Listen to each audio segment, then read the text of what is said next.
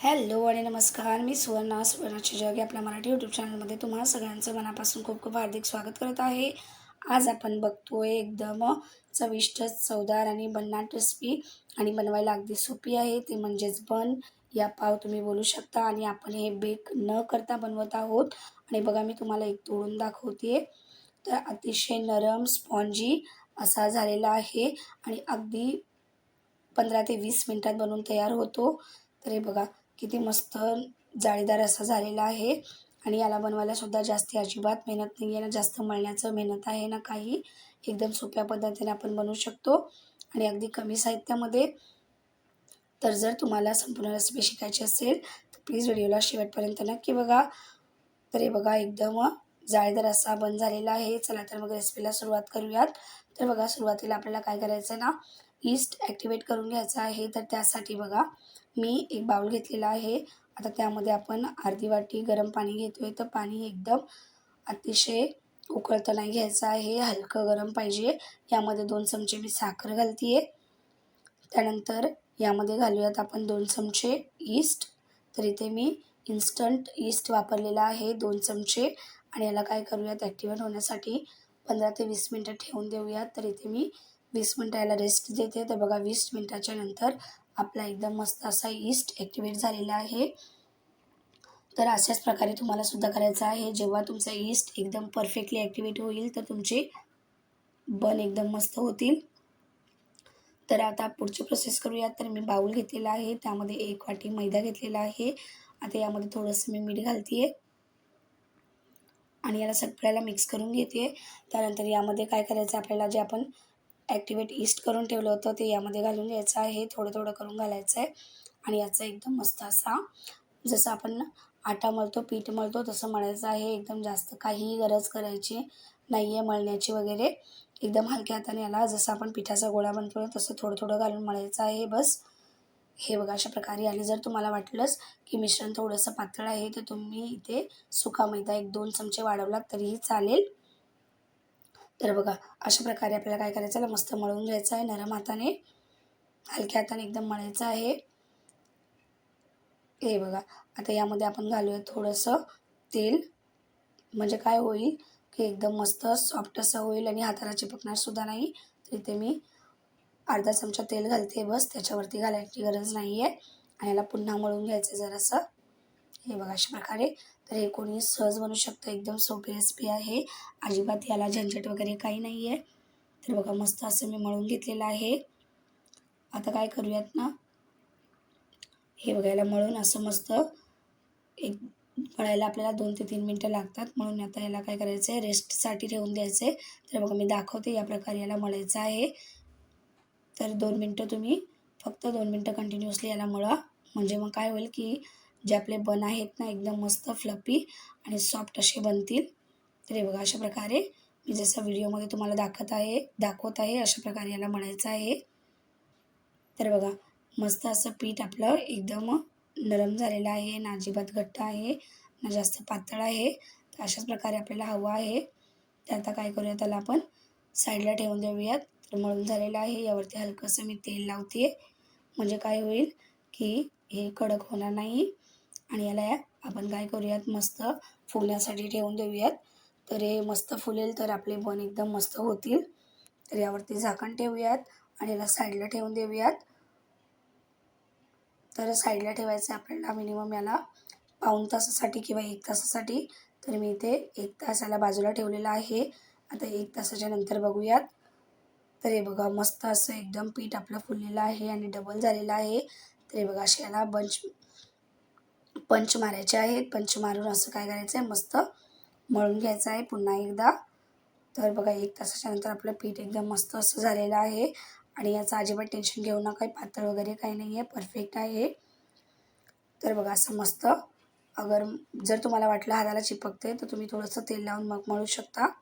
तर आता याला मी पुन्हा थोडं साईडला ठेवते आणि ज्यामध्ये आपल्याला याला बेक करायचं आहे, स्टीम करायचं आहे, तर ते मी बाउल घेतलेले आहेत. असे छोटे छोटे डबे घेतलेले आहेत.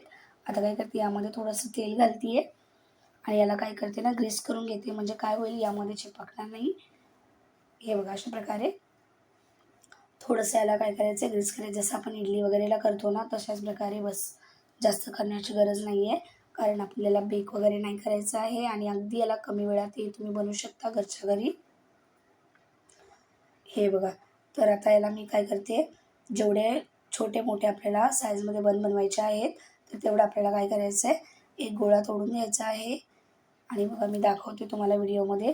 त्याप्रकारे याला असं फोल्ड करत जायचं आहे आणि अशा प्रकारे गडी करून याला मस्तपैकी सेट व्हायला ठेवून द्यायचं आहे.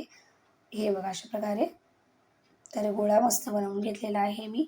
आता याला डब्यामध्ये ठेवून देते, टिनमध्ये, आणि याला स्प्रेड करून घ्यायचं आहे जरासं. हे बघा अशा प्रकारे जेवढं आपलं भांड्याचा शेप आहे ना, तेवढं आपल्याला काय करायचं आहे, स्प्रेड करायचं आहे मस्तपैकी.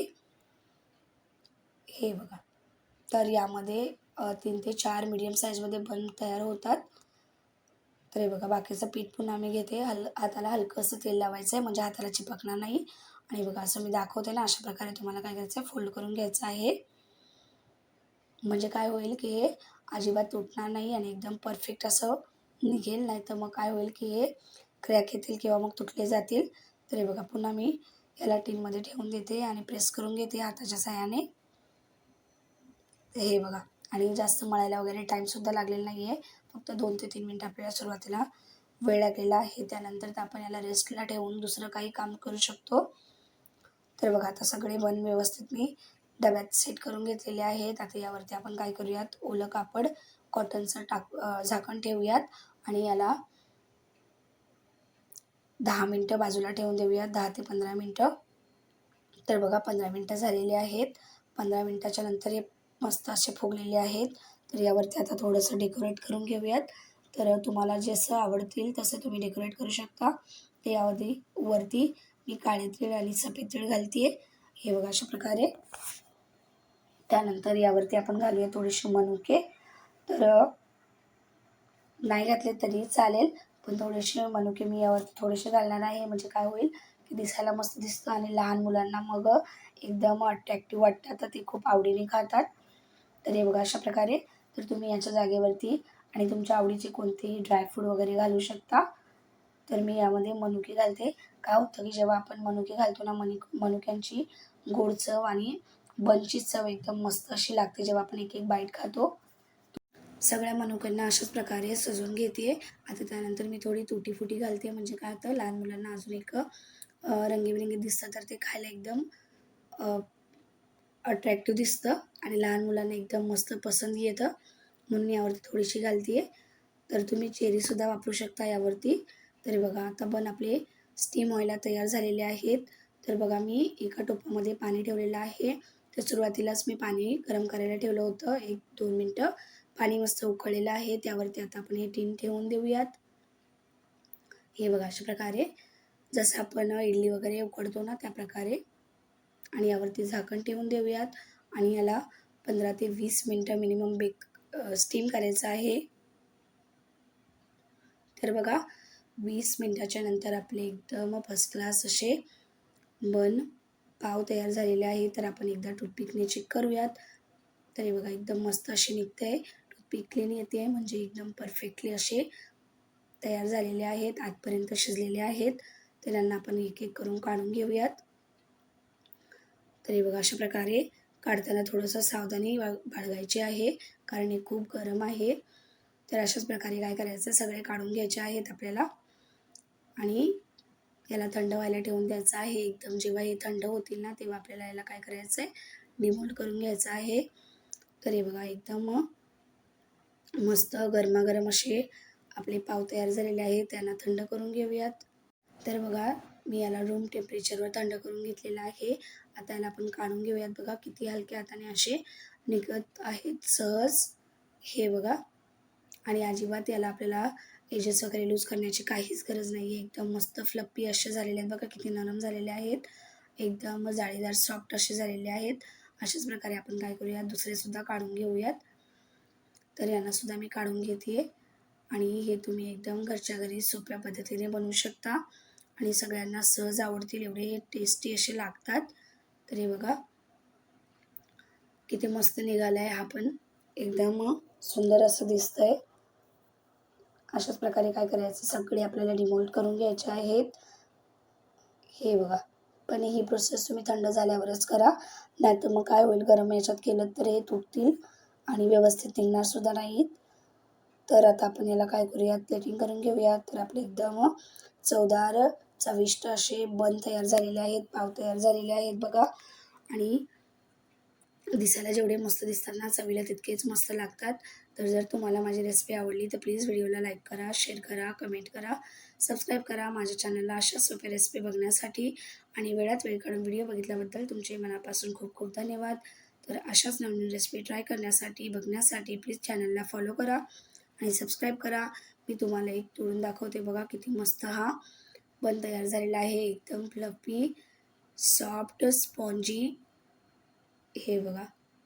आणि एकदम मस्त असा नरम लुसलुशीत झालेला आहे. तोंडात टाकताच विरघळेल एवढा हा चविष्ट लागतो. तर नक्कीच ट्राय करा. चला तर मग भेटूयात एका नवीन रेसिपीमध्ये. तोपर्यंत काळजी घ्या. तोपर्यंत बाय बाय.